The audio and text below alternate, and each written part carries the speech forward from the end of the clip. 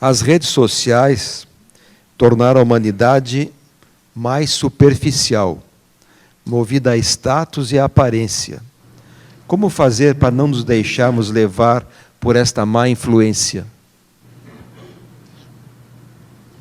Senhoras, senhores, queridas irmãs, queridos irmãos espíritas, amigos que nos acompanham pela web TV Maçã do Caminho, nossos votos de muita paz.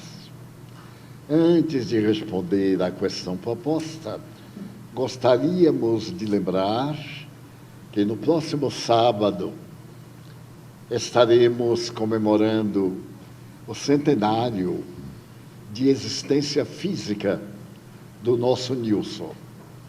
Ele desencarnou e a vida prosseguiu em memória ao que este homem ímpar realizou entre nós. Dedicamos o próximo sábado ao seu centenário de nascimento. E todos, claro, estamos convidados. Também estaremos recebendo a diretoria de uma das instituições respeitáveis da harmonia espírita na Bahia, que virão aqui prestar uma homenagem também a ele. A problemática do ser humano sempre é a mesma em todo lugar. E onde quer que nos encontremos, defrontamos conosco próprios. Então, a nossa vida tem um sentido que lhe atribuímos através do nosso esforço para poder fruir a felicidade, a plenitude. Neste momento, as criaturas humanas estamos muito aturdidos face às mudanças grotescas que a vida nos tem apresentado no relacionamento social. É natural que as redes de comunicação pessoal exibam mais as feridas morais das criaturas do que os seus valores internos. Toda pessoa digna tem pudor, mas a pessoa indigna nem tanto. Toda pessoa nobre se caracteriza por valores éticos, mas numa época em que o valor é a vitória sobre o outro, a humilhação do vencido, a perda de significado moral, é natural que esses veículos de informação sejam mais utilizados pelas pessoas frívolas, aqueles que gostam de ver projetado seu nome para as compreensíveis comparações estéticas da vida social. Não deve causar surpresa e nem nos deve chamar a atenção, porque se não temos a tendência natural do exibicionismo, da sordidez, da vulgaridade, todos esses sinais produzem muita zoada e pouco brilho. Nós vemos, por exemplo, as pessoas que se colocam como responsáveis pela nossa vida, alguns milhões de pessoas, e, no entanto, uma vida relapsa, indigna, cheia de desacordos morais, sem nenhuma compensação de paz, e os escândalos. Cada período, um desses personagens, seguido por milhões de criaturas humanas, apresenta as suas chagas, chagas que são comuns, e pela lei de afinidade, todo aquele que é semelhante ao exibicionista aplaude esse exibicionista, em detrimento, é natural, daqueles que são nobres, tímidos, que muitas vezes inspiram antipatia por procederem bem. Então não há nenhum perigo de nos contaminarmos desse vírus que tem atacado a sociedade internacional. É a busca da imagem, da projeção, do ego. A pessoa quer ser falada. Eu era muito jovem quando, num desses circos Mambembe, o palhaço disse, entre outras coisas, estou muito feliz, porque aqui falam horrível de mim. Era um rapaz que não tinha conduta moral, e era extravagante, então todo mundo falava dele. E era exatamente o que ele queria. A missão dele era ser falado. Não importava que se falasse bem ou mal, porque a mesma sociedade que aplaude é a mesma sociedade que apedreja, mudando somente de conceito. Aquilo que hoje nos agrada muito, amanhã é uma tragédia para nós. Por exemplo, falando de um assunto internacional, a Beyoncé, essa cantora que é considerada uma das mulheres mais ricas da América do Norte, ela era famosíssima até há um mês, quando a imprensa descobriu uma máfia de criaturas indignas dirigidas por um certo Didi, de Hollywood. Ele formava uma máfia, seduzia os jovens, embriagava-os nas suas festas, depravava-os, fazia-os dependentes e dominavam o caráter, porque na hora das suas festas, esses se entregavam às maiores indecências, às maiores corrupções. E, choquemos, Beyoncé, a moça, não é afinal uma grande cantora. A máfia que ela pertence, a máfia, é que a projetava. E naquele momento em que a imprensa aproveitou quanta indignidade ela praticou para ser famosa, ela perdeu 2 milhões de aplaudidores naquele momento. E neste momento está chorando, pedindo perdão. Está tão pobre, apesar de muito dinheiro, mas que certamente não vai cobrir o processo a que está sendo submetida. Atores que o mundo adorava, como o jovenzinho canadense e tantos outros. Um daqueles que se tornou o maior artista, que fez os melhores filmes da época, ganhou já o Oscar várias vezes, era frequentador do clube do Didi. É um toxicômano, é um depravado, foi entregue à máfia e está agora totalmente desmoralizado, porque nunca esperou que um jovem como este, modelo, vivia tanta baixeza. Então o Didi chegava a comprar a pessoa por 10 milhões, 50 milhões de dólares.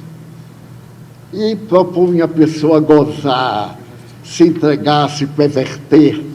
Ele ficava com toda a documentação. E a partir daí ele controlava dos melhores artistas de Hollywood. Então é impressionante. Fama e degradação marcham lado a lado. No entanto, almas notáveis, como Madre Teresa de Calcutá, ainda encontram difamadores. Uma vez, no auge das experiências dessa albanesa que comoveu o mundo, estava escrito no muro aqui do Rio Vermelho, e eu li, dizia assim: Irmã Dulce e Madre Teresa são duas farsantes, porque todo o dinheiro que se lhes dá, elas mandam para os bancos da Suíça. Olha que graça. Elas não tinham nem para comer, quanto mais para mandar dinheiro da Suíça. Quem era esse desmoralizador? Um escritor anônimo, um covarde, um inútil, um doente da sociedade. Daí não tenhamos medo.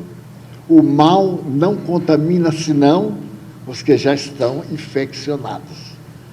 Daí, periodicamente, vemos os escândalos no jornal, na grande imprensa, de pessoas como a jovem pernambucana, deste momento, que foi pegada em um número enorme de crimes, foi presa para o escândalo da sociedade pernambucana e vai responder a um número de processos enorme pela desonestidade, lavagem de dinheiro e etc.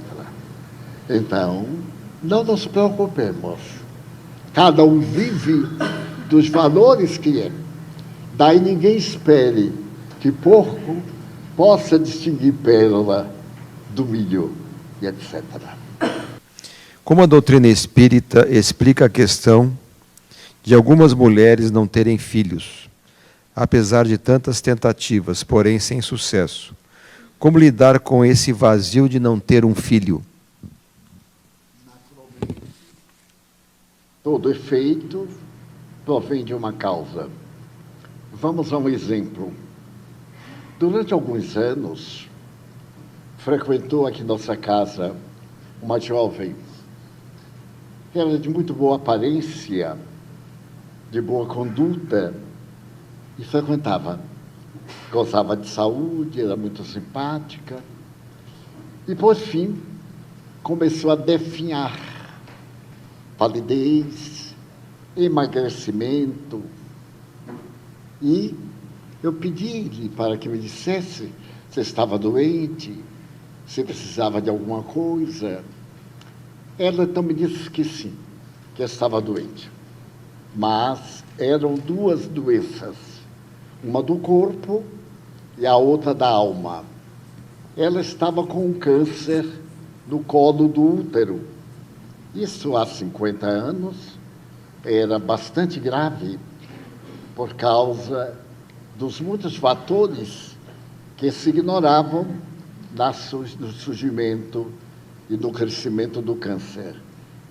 E então ela me falou que ia morrer, porque sentia hoje dores insuportáveis, mas tinha que aparentar saúde por causa da sua aparência para a família e também no trabalho. Então, essa era a doença física. Mas que havia uma razão oculta. Ela era apaixonada pelo seu chefe na repartição. E desde que ele era casado, optaram por uma terceira pessoa. E ela foi escolhida por ele e passaram a ter um romance oculto. E, consequentemente, para manter a aparência daqueles tempos mais vigorosos, ela fez 6 abortos. Periodicamente, ela fecundava. E era um terror, porque tinha que ocultar a origem. Mas agora, depois do último aborto, começou com uma hemorragia, e ao fazer os exames, se constatou que se tratava de células cancerígenas. E o tempo de vida era muito reduzido, porque era um câncer de muita rapidez. E já nesse tempo que ela constatou nos exames o câncer, ela estava com metástase óssea.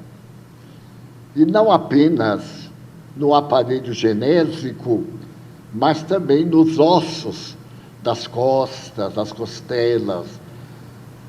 Enfim, ela estava contaminada e o médico foi muito claro, dizendo que o tempo era breve. Estavam começando, nesse período, a fazer a quimioterapia, que antes não se fazia. E os efeitos da quimioterapia são terríveis, porque tem que matar a célula doente. Mas a quimio não sabe qual é que está doente e que está sadia, mata todas. E às vezes o doente fica bom do câncer e morre da quimio. E ela estava nessa fase em que o organismo não aguentava Primeiro, pelos 6 abortos. Ela me falou e me disse: você acha justo, só porque eu abortei 6 vezes? Eu disse: não, minha filha, eu não julgo ninguém, não me interessa julgar ninguém. Mas eu disse: não vou julgar você, nem os motivos. E ela me disse: porque ele é minha alma gêmea. E então, o que é que você acha? Eu digo: eu acho que se ele é sua alma gêmea, já veio separado de propósito, porque vocês não se merecem. Então, acredito no afeto profundo, porém proibido, porque ele se casou antes de encontrar com você. Então, primeiro erro.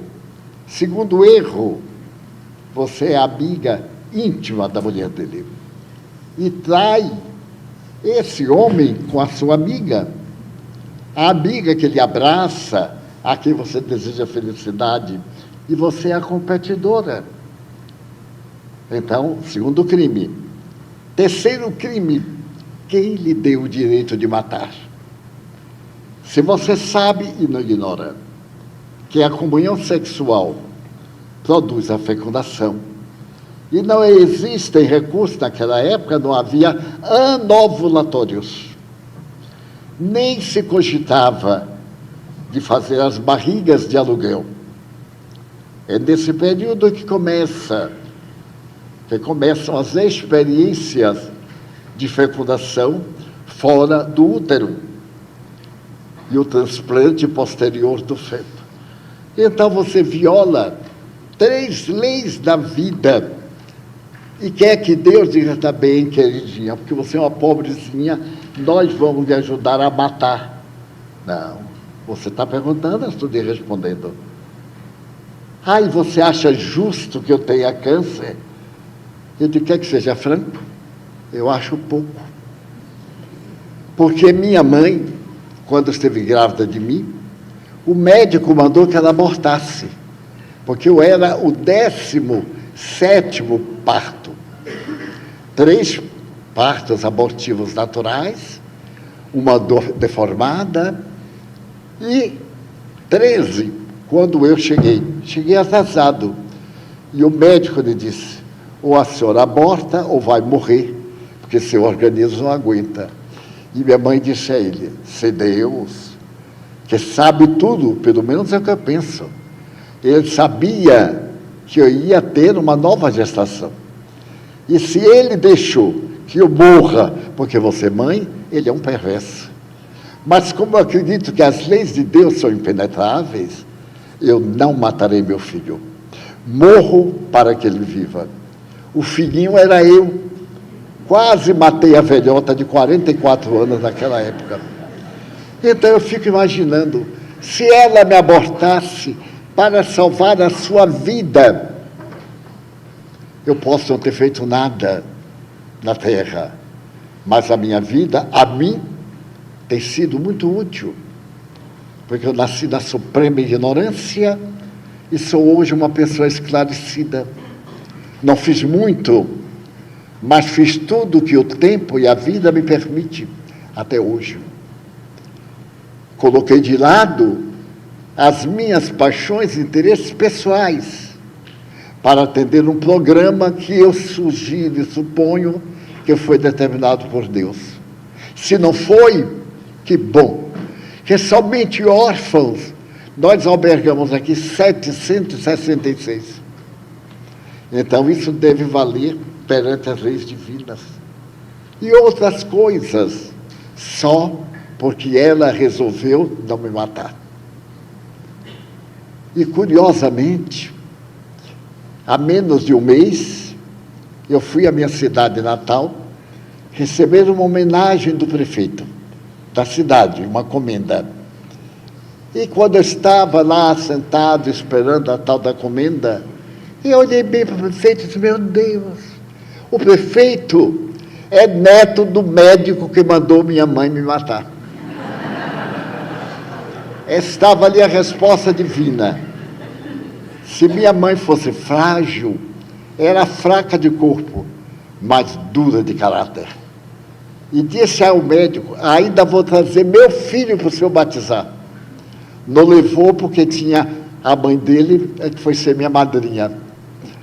E ele morreu muito jovem, com 90. E eu já tenho 97. Ainda estou. Quero dizer que nós não temos o direito de, porque nos falte um membro, porque muitas vezes, na concepção genética, o mínimo de uma partícula desses milhões de células nasce com defeito e nós renascemos com uma problemática cerebral, neurolística, um defeito psíquico, um estado de estresse, de autismo, desde o autismo da aparência, do comportamento, ao autismo da loucura, da total, por crimes praticados ontem, quando eram sadios. E ao invés de aproveitar o tempo, nós trocamos pelo prazer. É só recorrer às redes sociais para ver o que fazem algumas moças, o que estão fazendo nesses dias do mês da moda em Paris, a extravagância de alguns dos proxenetas, aqueles indivíduos que as exploram, terem um relógio de 2 bilhões de dólares. Um relógio que a gente compra ali no camelô por R$5 e é o mesmo valor, porque a função do relógio é marcar a hora. O de 2 milhões de dólares é mesmo marcar os minutinhos, porque o resto eles nem sabem fazer. Certo dia, um amigo me disse: Valdo, eu vou dar um relógio, porque ele olhou meu relógio, era daqueles relógios que a gente, de vez em quando, tinha que sacudir para ele continuar, e ouvia, ele aí continuava, e a gente não podia mexer muito, porque se atrapalhasse, o ponteiro caía. Ele disse: eu vou lhe dar um relógio lindo. Eu disse: eu não quero, porque eu tenho dificuldade de mexer com máquina, que se eu colocar o relógio vai ser um problema para eu ter que dar corda ou não dar corda, eu acordar ou fechar o relógio. E então, indo a Miami, eu fui a um shopping center da época, e comprei um de $20 que eu uso há 50 anos. E aquele que ele ia me dar, ele deu a outra pessoa e foi roubado. E o meu ainda está lá. Vai para o museu, porque nunca vi uma encarnação tão longa de um relógio. Já está largando a casca, uma gracinha, porque o mais é somente para todo mundo saber. E pior do relógio é que ninguém vê, ainda fica aqui embaixo. Mas todo mundo sabe, porque quando vê o fotógrafo, ele está com o relógio tal, e apresenta uma foto horrível, aquele entupido de pedra preciosa. Mas se a pedra preciosa fosse cristal ou vidro, não faria a menor diferença. Eu não distingo um brilhante de um pedaço de garrafa, de fundo de garrafa. Me diz assim: Divaldo, este brilhante vale tanto. Eu visitei a Torre de Londres, as joias de minha prima. Deixa eu lembrar que a Rainha Elizabeth II era minha prima. Só que ela não sabia. Coisa engraçada. Mas eu sabia que ela era minha prima. E deixei para lá. Então, cada pedrão horrível. Tinha uma pedra, a de maior quilate do mundo. Príncipe Olaf. Eu olhei e digo assim: essa coragem para botar esse negócio na cabeça, 3 quilos na cabeça, que ela com o pescocinho fino, tinha que ter cuidado. Vaidades. Vanitas vanitatem. Então diz o provérbio, vaidade das vaidades, né? E apenas isso. E quando realmente a gente quer ver a hora, a gente olha o caro e olha do telefone, que é o mais garantido. E eu mesmo peguei, só olho o telefone. Mesmo estando com o relógio, eu olho, porque meu relógio é médium. Eu tenho 3 relógios. 3. Olha que abundância. Então eu boto um. Daí a dias ele para. Eu tiro e boto outro. Está parado. Aí eu sacudo. Daí a uns dias ele para. Eu boto o número 3. Daí um dia ele para, eu pego o número 1, que estava parado, mas agora está funcionando, e volta. Tem sido uma maravilha.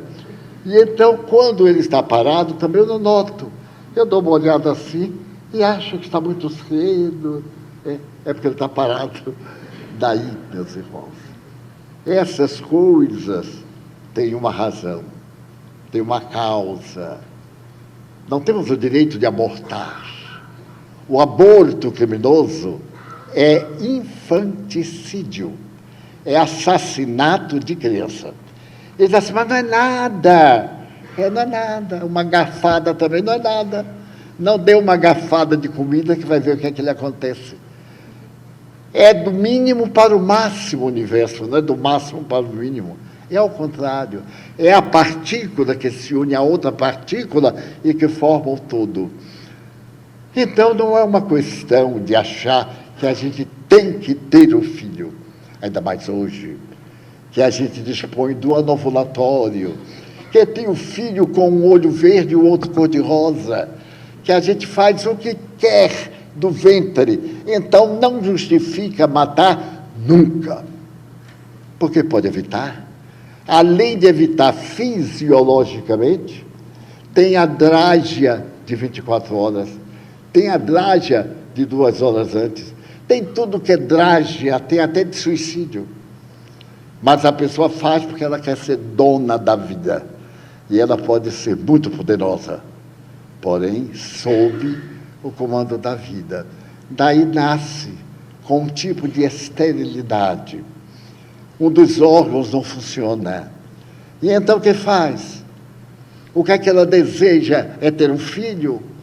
Quantos milhões de crianças abandonadas? Na Idade Média, eram todas assassinadas. Porque a gente ter filho era um mau presságio. Até o tempo de Pestalozzi.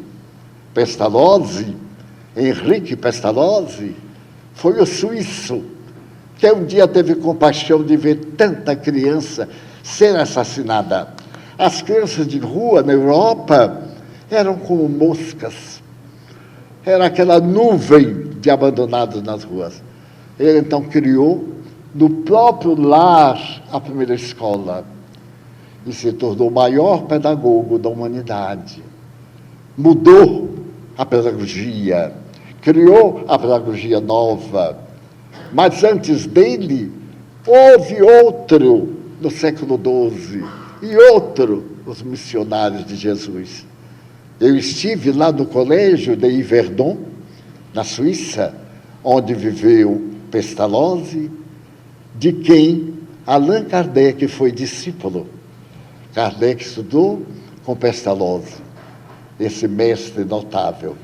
E hoje a criança é um tesouro.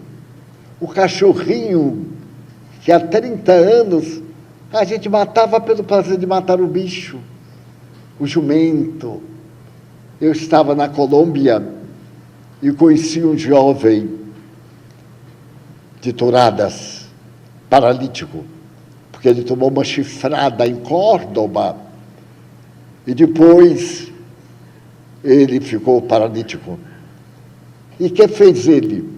Ele que matava touros, passou a defender os animais e acabou com as touradas em diversas partes da América Latina, a começar pela Colômbia, também da Espanha.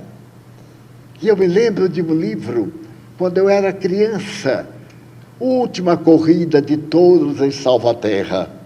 Era um livro infantil, da última corrida. Aquele rapaz hoje é um símbolo de salvar os animais. Então, a pessoa que é estéril, ou que tem um marido estéril, ou que não consegue conceber, quanta criança esperando um colo materno, quanta criança esperando um sorriso, uma oportunidade. Dê essa oportunidade, faça para receber, doe para ganhar.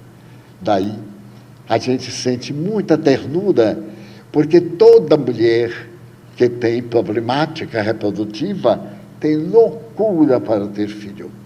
E é curioso, sem querer julgar. É uma espécie de uma ex-abortista. Ela pode ter sido a mulher que aborta, mas também pode ter sido a abortadora, a aborteuse, como chamam os franceses, aquela que sai matando as crianças. E eu tenho 2 livros que fazem essa abordagem. De uma assassina judia, que era argentina, e depois de se tornar médica e não conseguir progresso na clínica geral, se tornou abortista e fez uma fortuna colossal, até o dia que teve o câncer, e gastou praticamente a fortuna toda e morreu de câncer. Daí as leis de Deus são positivas. O bem. Tudo aquilo que é bem devemos fazer, porque é a árvore que dá bons frutos. Com a evolução da tecnologia, patamar, onde a introdução de máquinas cada vez mais parecidas com o ser humano, poderíamos dizer que seria um plano dos seres inferiores para robotizar ou desumanizar os homens? Em absoluto. É a divindade que nos está aproximando. Quando olhamos a evolução do telefone, pode haver nada mais extraordinário. Há 30 anos, falar no telefone daqui para o Rio era um problema. Agora nós falamos, vemos a pessoa, só faltamos sentir o cheiro, que, aliás, é uma bênção, não sentir. Mas o aperfeiçoamento, ouvir a respiração, a emoção, e relativamente, hoje, de graça, porque basta ter o telefone. Essas chamadas são gratuitas. A gente não valoriza porque é gratuito. Mas se eles começarem a cobrar R$2, a gente vai reclamar. Mas não agradece ser gratuito. Acha que nada presta, com tanta coisa que presta. A forma de nós termos cultura, conhecimento nesses últimos anos. Eu lembro-me que quando eu era pequeno, eu usei roupa própria. Até os 12 anos eu usava calça curta. Aquele chambrão horrível. Agora a criança nasce e já pede uma roupa de grife. A evolução. Há pouco tempo, a criança nascia, a mulher tinha um resguardo, ficar trancada dentro do quarto, não entra vento, não entra nada. Comer galinha, era o único dia que eu em casa comia galinha, era no tempo de resguardo de minha mãe. Pois bem, hoje, a pessoa escolhe, nós tínhamos aqui a casa de parto, escolhia que forma queria ter o parto. Desde a técnica de cócora, ou na água, ou de pé, ou sentado, ou de costas, ou de cabeça para baixo, para cima, era uma escolha. As dores, que eram lancinantes, foram diminuídas grandemente, a ponto de se estabelecer parto sem dor, que dói muito, apesar de ser sem dor. O que tem dor é para matar, o que não tem é para a pessoa chorar. Então, a ciência está aprofundando agora o caráter da criatura humana, é que utiliza de uma como de outra forma. No campo de concentração, o doutor Mortes pegava uma mulher judia na hora do parto e amarrava as pernas para a criança ser estrangulada e ele poder ver a intensidade da dor dela e a dor do feto. Então, como os nazistas utilizaram do bem para fazer o mal.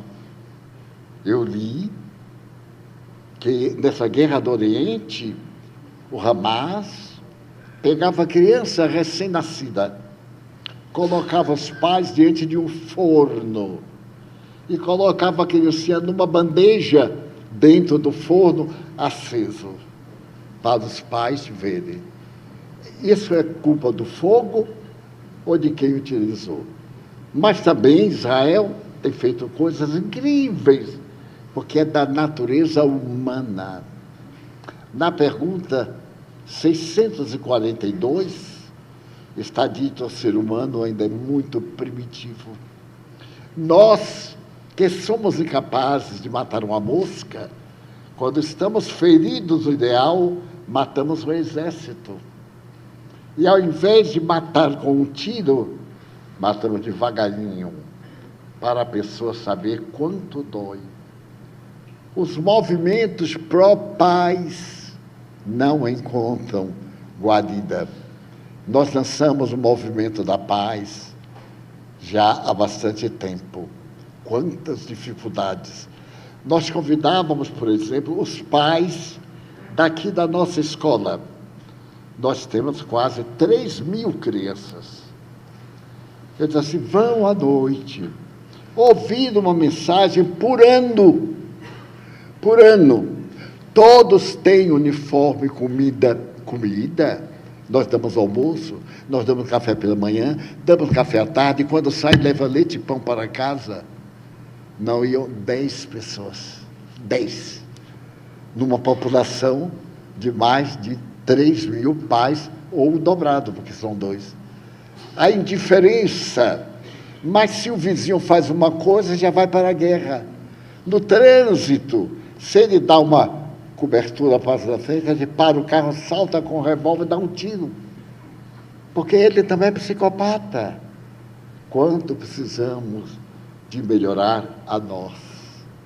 É por isso que a proposta do Espiritismo é uma proposta de paz, de ternura, de compreensão e de felicidade. Porque a pessoa que age assim é feliz. E o que age ao contrário é profundamente desditoso. Agradeço ao público que nos prestigiou aqui presencialmente, aqueles que nos assistem pela Web TV Mansão do Caminho, ao Júnior e ao Vitor, na nossa televisão, no nosso estúdio, a professora Solange, a Divaldo Franco, a Ana Tereza Camasmier e também a nossa tradutora de Libras, a Isiane. Muito obrigado, Isiane. Então, agora nesse momento, eu vou passar a palavra a Divaldo para nos conduzir no encerramento da nossa reunião de hoje. Nossa gratidão a todos. Passemos agora à prática, a receber energias, a sintonizar com o mundo espiritual. Pedimos aos médiuns para que tomem os seus lugares.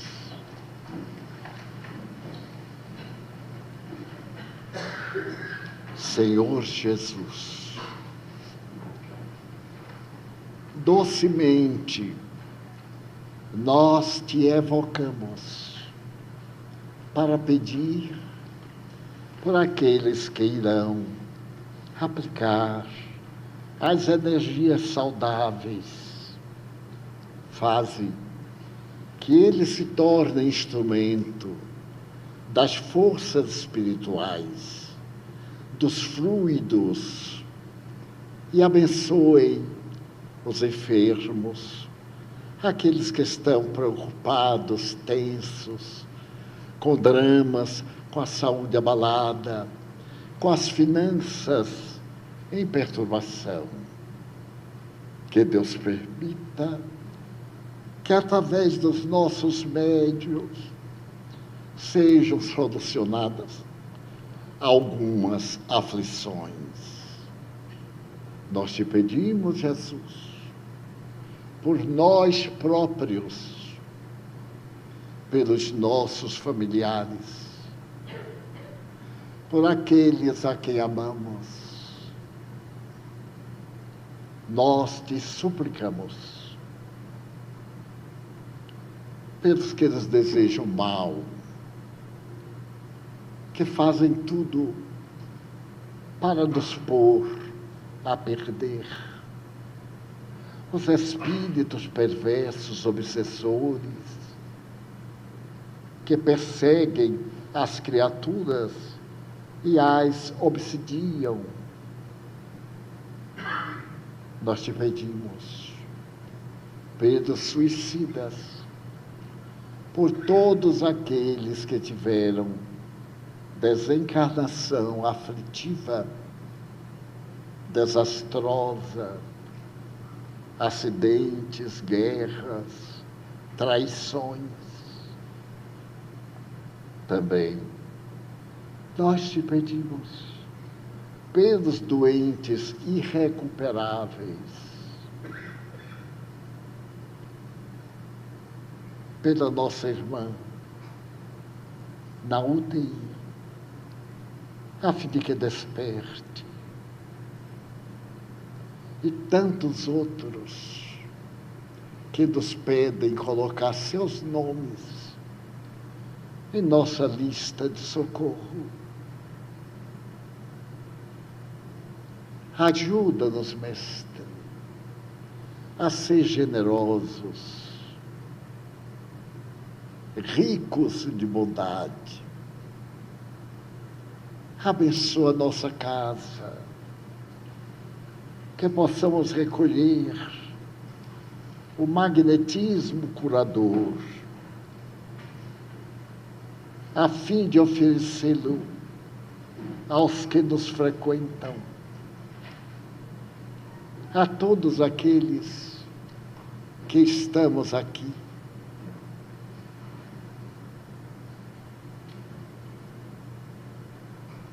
Abençoa nossa água, como tu fizeste em Caná, a pedido da tua mãe. Abençoa os irmãos que nos visitam, que se vinculam à causa e estão conosco. Pedimos-te pela nossa paz, a paz em nosso lar, a paz no Brasil, a paz no mundo dominado pela guerra. Em teu nome, Senhor, em nome de Deus, de Maria Santíssima, dos Espíritos nobres, que rogamos nos acompanhem ao nosso lar. Dessa forma, encerramos a nossa reunião, suplicando a bênção da paz doméstica e da saúde integral. Está encerrada a nossa reunião.